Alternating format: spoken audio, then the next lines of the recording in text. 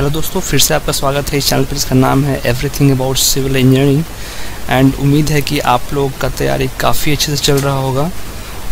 SSC JEE exams काफ़ी नज़दीक हैं, ठंडी काफ़ी ज़्यादा है, लेकिन आप लोग को लगे रहना है, अच्छे से प्रिपेयर करना है। सो ये है part 3 of that series MCQ question, जो कि मैं लेके आया हूँ technical question from SSC JEE 2016 exams. So आगे बढ़ने से पहले अगर आपने अभी तक इस चैनल को सब्सक्राइब नहीं किया है तो ज़रूर सब्सक्राइब कर लें। सो शुरू करते हैं without any delay part 3 of that series. So technical question from SSC JEE 2016 and this exam was conducted in March 2017. Exam held on March 2017.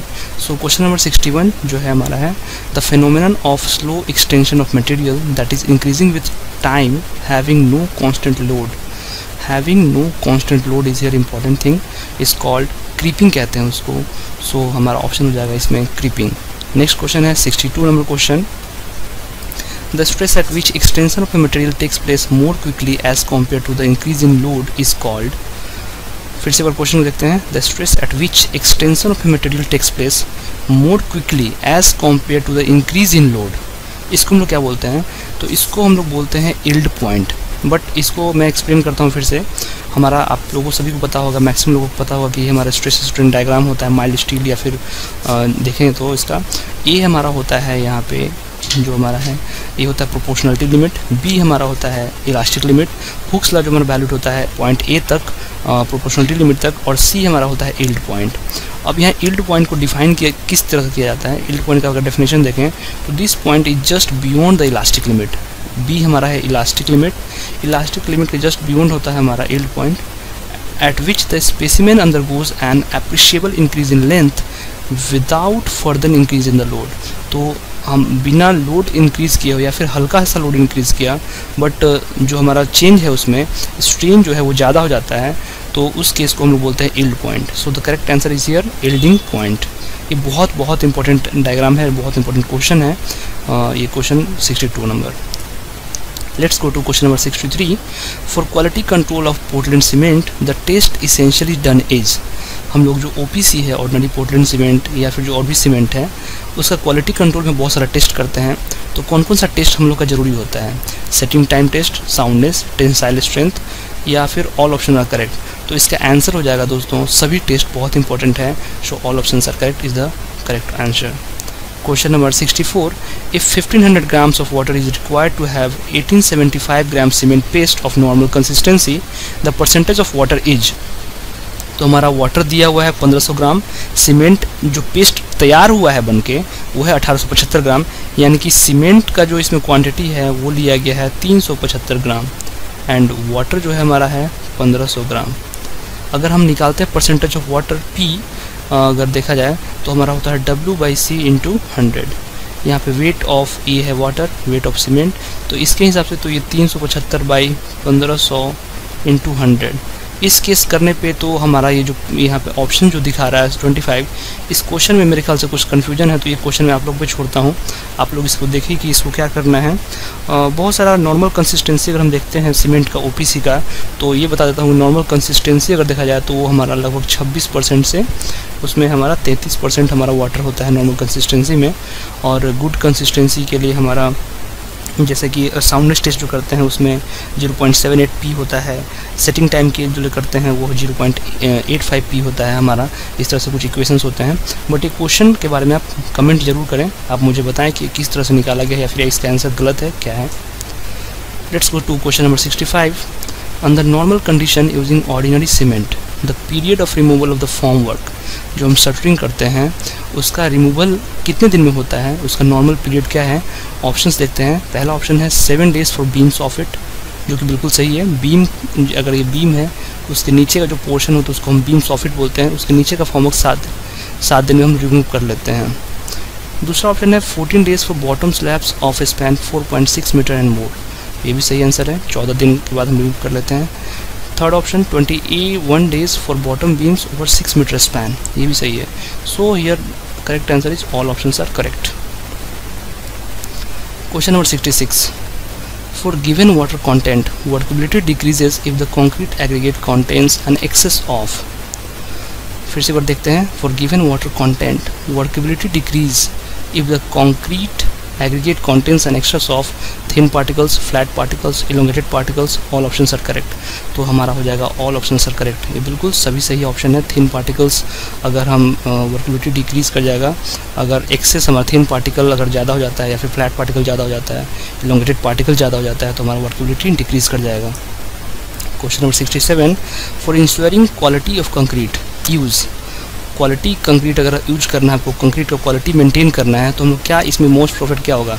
Single size aggregate, two size aggregate, graded aggregate, coarse aggregate.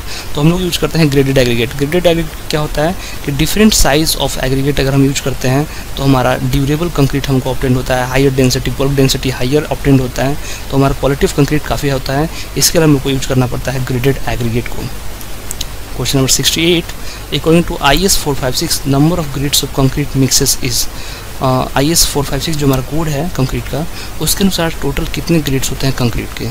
तो होता है total 7, जो कि होता है यहाँ पे correct answer 7। मैं बता देता हूँ, उसमें होता है M10 से शुरू होता है, उसके बाद फिर M15, M20 इस तरह करके M40 तक मिलेगा आपको। तो आपको हो जाएगा टोटल जो ग्रेड्स है हो जाता है 7। Question number 69, the mixture of different ingredients of cement is burnt eight.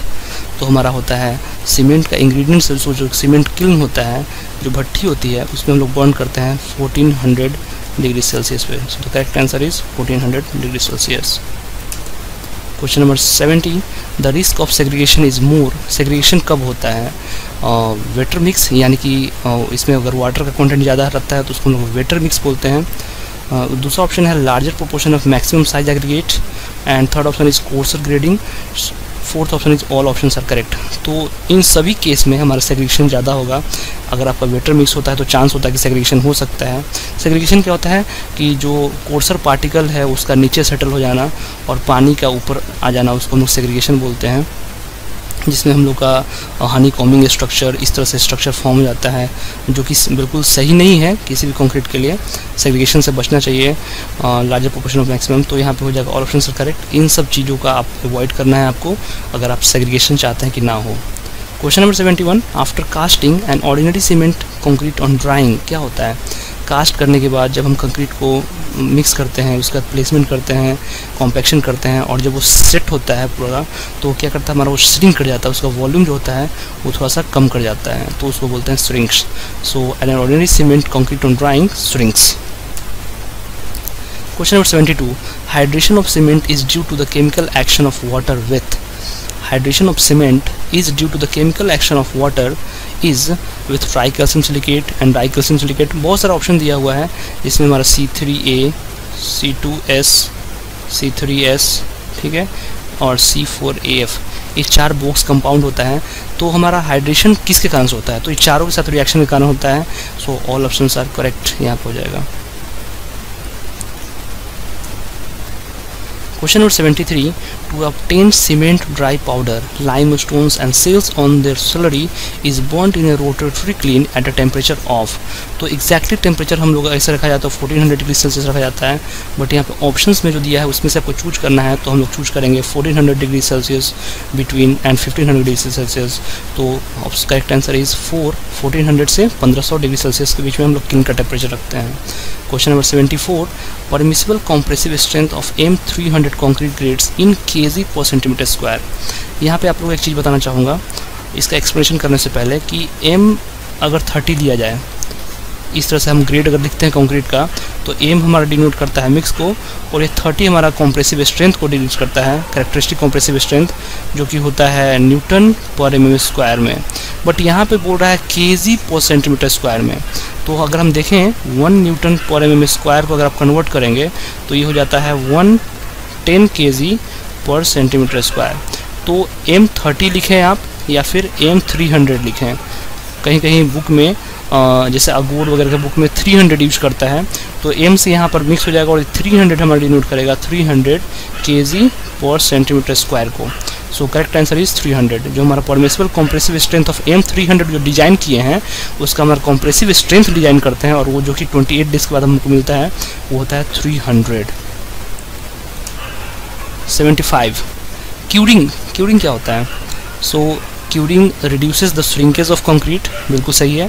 Preserve the properties of concrete, prevents the loss of water by evaporation and all options are correct. तो यहाँ पे हो जाएगा ऑल ऑप्शंस आर करेक्ट, तो answer हो जाएगा all options are correct. इस curing करते हैं हम, क्यूरिंग करते ही हम लोग इसलिए हैं ताकि श्रिंकेज हमारा कम से कम हो, मतलब कि उसका जो रेशियो है घट जाए, श्रिंकेज ना हो, और preserve the properties of concrete, हमारा एक इम्परवियस कंक्रीट प्राप्त हो, और prevent the loss of water by evaporation, हमारा जो वाटर सीमेंट रेशियो हम लोग यूज़ किए हैं वो हमारा बिल्कुल हाइड्रेशन में यूज हो, इवेपोरेशन में ना। 76 की बात करें, the maximum amount of dust which may be permitted in aggregate is, the maximum amount of dust, हम लोग कितना डस्ट, जैसे कोर्स एग्रीगेट हम लोग लेते हैं उसमें कुछ ना कुछ डस्ट होता है, तो कितना एग्रीगेट डस्ट हम लोग अलाउ कर सकते हैं। तो ऑप्शन है हमारा 5% of total aggregate for low workability with coarse grading, 10% of total aggregates for low workability with fine grading, and third option is 20% of total aggregate for a mix having high workability with fine grading. So here it looks like all options are correct, so हमारा हो जाएगा all options are correct. Question number 77, proper proportioning of concrete ensures, proper proportioning क्यों जरूरी है हमारा? Dzire strength of workability के लिए, बिल्कुल सही बात है, डिजायर ड्यूरेबिलिटी के लिए, वाटर टाइटनेस ऑफ स्ट्रक्चर के लिए। हम लोग पहले ही बताएं कि अगर हम कंक्रीट है different grades of coarse aggregate हम लोग यूज करेंगे तो उससे हम लोग को क्या मिलता है, एक कॉम्पैक्ट बिल्कुल ड्यूरेबल वाटर टाइट स्ट्रक्चर मिलता है, जिसके हम लोग को प्रॉपर प्रोपोर्शनिंग करना बहुत ज़रूरी है। So all options are correct.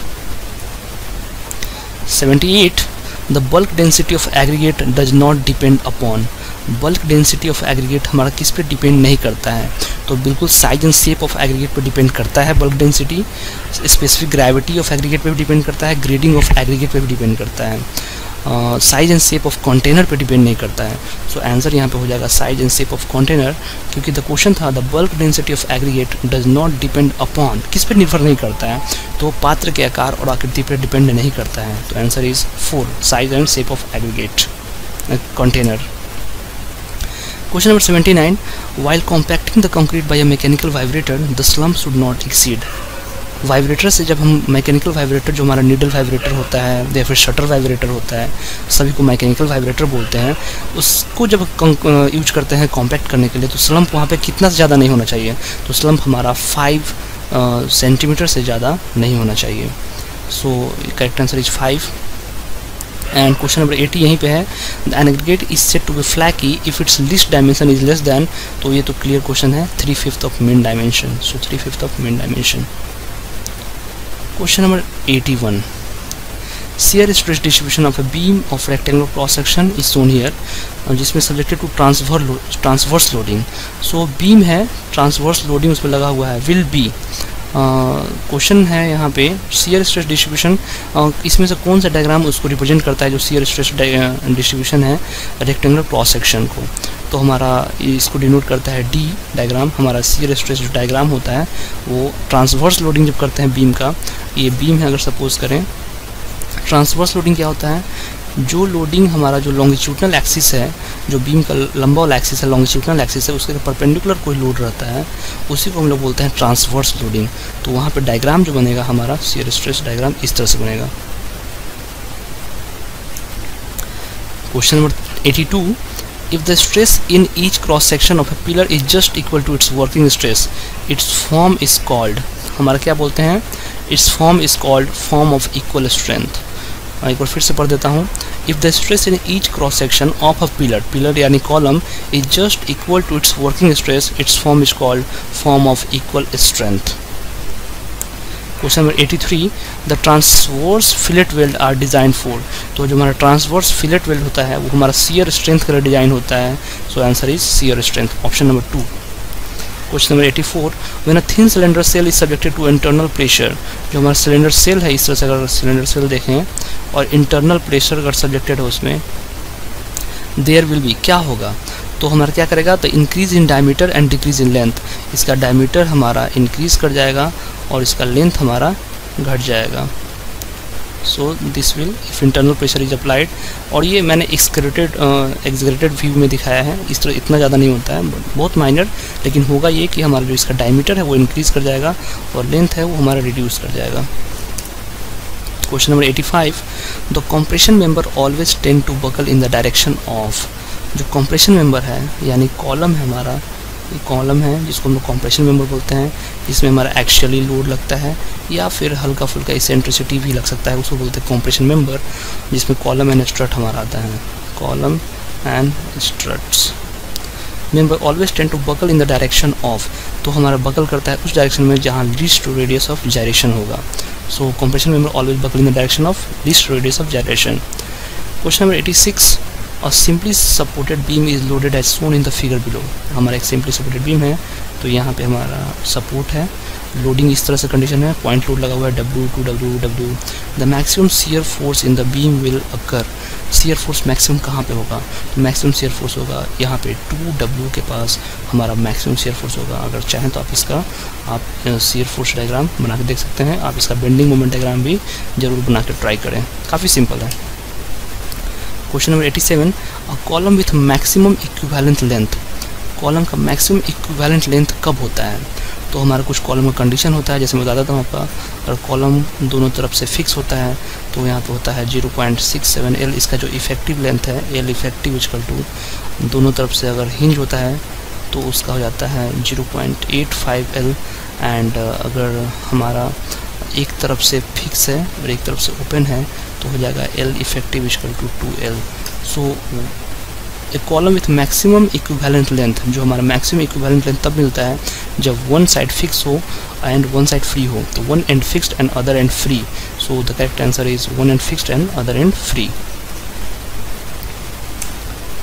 Question number 88, in case of eccentrically loaded strut, eccentrically loaded strut किस हम लोग कौन सा प्रेफर करेंगे, तो हम लोग प्रेफर करेंगे वहाँ पे कंपोजिट सेक्शन को as a eccentrically loaded strut में।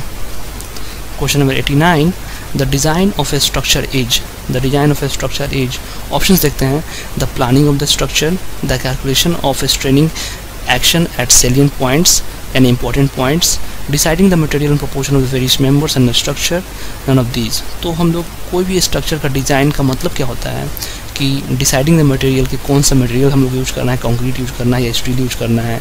सो मटेरियल को हम लोग डिसाइड करना, ये हमारा डिज़ाइनिंग होता है। इसके बाद हमारा मेंबर्स ऑन स्ट्रक्चर, जैसे सपोज करें अगर डिजाइन कर ले कंक्रीट तो उसका फिर डाया कितना होगा, क्या बार्स प्रोवाइड करेंगे, ये हमारे डिज़ाइनिंग में ये सब आता है। तो deciding the material and proportion of various members of the structure, यही हमारा कहलाता है the design of a structure. Question number 90, in tensile test, when the material is stressed beyond elastic limit, the tensile strain as compared to the stress increases more quickly। हमारा यहाँ पर भी वो diagram आएगा जो हमारा स्ट्रेस स्ट्रेन डायग्राम दिखाया था, उससे ये काफ़ी सिंपल क्वेश्चन पूछ रहा है कि टेंसाइल स्ट्रेंथ हम जब टेस्ट करते हैं, when the material is stressed beyond elastic limit, the tensile strain increases more quickly। यहाँ पे एक और इम्पॉर्टेंट चीज़ आपको बताता हूँ कि अगर कोई डक्टाइल आप सिलेंडर ले, डक्टाइल बार लें, डक्टाइल मेटल लें, जब उसको अगर टेंसाइल अगर उसमें स्ट्रेस देते हैं तो फेल किस तरह से करता है, तो फेल करता है एट 45 डिग्री एंगल, अगर हमारा जो मेटल है वो डक्टाइल हो। अगर ब्रिटल मटेरियल लेते हैं, सपोज करें ब्रिटल मटेरियल, उसमें अगर टेंसाइल टेस्ट देते हैं तो वो हमारा जो फेल करेगा एट 90 डिग्री फेल करेगा। सो काफ़ी इंपॉर्टेंट है ये, इस तरह से डक्टाइल टेंसाइल में किस तरह से फेलियर करता है एट जो हमारा डक्टाइल है वो 45 डिग्री पे फेल करता है। So question number 91, factor of safety is defined as the ratio of, factor of safety क्या होता है, तो फैक्टर ऑफ सेफ्टी होता है हमारा होता है ultimate stress upon working stress. तो factor of safety is defined as ultimate stress to working stress. Question number 92, in compression test the fracture in cast iron specimen would be. Compression test जो करते हैं तो fracture of cast iron, अब cast iron जो होता है मैंने पहले ही बताया अभी कि जो ब्रिटल है वो ब्रिटल में आता है कास्ट आयरन, तो हमारा जो फेल करेगा कॉम्प्रेशन में तो हमारा करेगा right angles to the angle axis of specimen. तो एक्सिस हमारा ये है, इसके राइट एंगल 90 डिग्री पर हमारा फेल करेगा and a compression test. 93, bending moment distribution in a built beam is shown in the figure. So ये हमारा जो डायग्राम दिखाया हुआ है वो बेंडिंग मोमेंट डायग्राम हमारा शोन किया हुआ है। The shear force distribution diagram is the beam is represented by. So shear force diagram कौन सा इसमें से होगा, तो शियर फोर्स डायग्राम होगा ये, जहाँ पे यहाँ पे पॉइंट लोड लगा होगा, जो बीम होगा इसका स्ट्रक्चर का यहाँ पे मेरे ख्याल से ये इस तरह का होगा, और यहाँ पे एक हैविली कंसंट्रेटेड लोड लगा है जिसका ये शियर फोर्स डायग्राम है, और ये इसका बेंडिंग मोमेंट डायग्राम है और ये इसका एक्चुअल लोडिंग कंडीशन है। सो करेक्ट आंसर इज हमारा पहला। Question number 94. The figure all dimensions mn below shows an I section of the beam. The shear stress at a point P very close to the bottom of the flange is 12 MPa. The stress at point Q in the web very close to the flange is कितना होगा? So ये एक numerical है, I section based है, आप इसको एक बार try करिएगा और आंसर है इसका 60 MPa। Question number 95. The maximum frictional force which comes into play when a body just begin to slide over the surface of the body is known as, तो उसको हम लोग बोलते हैं limiting friction। क्योंकि क्वेश्चन पूछ रहा था maximum frictional force which comes into play when a body just begin to slide, तो हमारा आंसर हो जाएगा यहाँ पे limiting friction। Question number 96. A column of length L with both end fixed may be considered as equivalent to a column of length with both end hinged। तो जैसा कि मैंने अभी पहले बताया, तो इसका आंसर हो जाएगा L/2, तो करेक्ट आंसर हो जाएगा L/2। Question number 97. According to Euler's column theory the crippling load for a column of length L fixed at both end is the crippling load for similar column hinged at both ends. तो इसका हो जाता है Euler's column theory 4 times इसका answer है, 4 times. आप देख सकते हैं इसको थोड़ा सा। Question number 98. A short column of symmetric cross section made of a brittle material is subjected to eccentric vertical loading P at an eccentricity E। हमारे फिगर में यहाँ दिख रहा है हमारा ये हमारा यहाँ सेंटर है, यहाँ से eccentricity पे हमारा लोड लग रहा है P। To avoid tensile stress in the short column, the eccentricity E should be less than or equal to।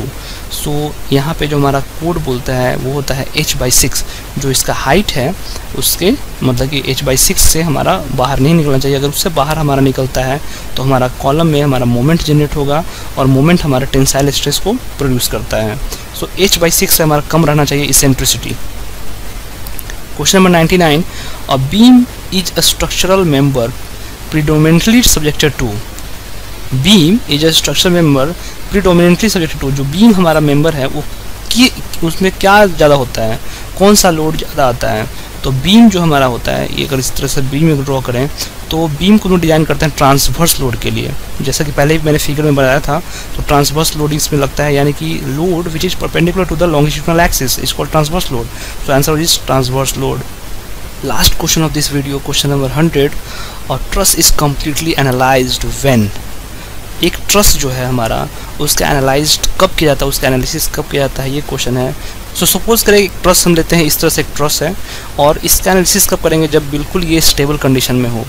पहली बात, अगर ये अनस्टेबल होगा तो हम लोग इस एनालिसिस नहीं कर पाएंगे कि इस मेंबर में कंप्रेशन आ रहा है या फिर टेंशन आ रहा है, कितना फोर्स आ रहा है, रिएक्शंस कितने जनरेट हो रहे हैं, रिएक्शंस कहाँ जनरेट हो रहा है, मैक्सिमम शियर फोर्स कितना है, मैक्सिमम बेंडिंग मोमेंट कहाँ पे आ रहा है। सो ये सब तब कर सकते हैं जब हमारा स्ट्रक्चर, ये जो हमारा ट्रस है वो स्टेबल हो। So the direct stress in all the member are found. ये तो है ही ज़रूरी है कि एक्सटर्नल रिएक्शन फाउंड करना होगा, but when we will do, हम लोग ये तभी कर पाएंगे जब द इक्विलिब्रियम इज सेटिस्फाइड, जब हमारा संतुलन इक्विलिब्रियम संतुष्ट होगा तभी हम लोग ट्रस का कंप्लीटली एनालिसिस कर सकेंगे। सो ये था हमारा question number 100, last question of this video. And this is our channel everything about civil engineering and this is our partner channel the random lesson. And अगर आपको ये वीडियो अच्छा लगा, if you like this video please subscribe this channel and as well subscribe this channel the random lesson for more amazing videos, and you can always click to this video which are showing here. So thanks for watching this video till end, and wish you have a great day ahead. Prepare well and compete well. Thanks for watching.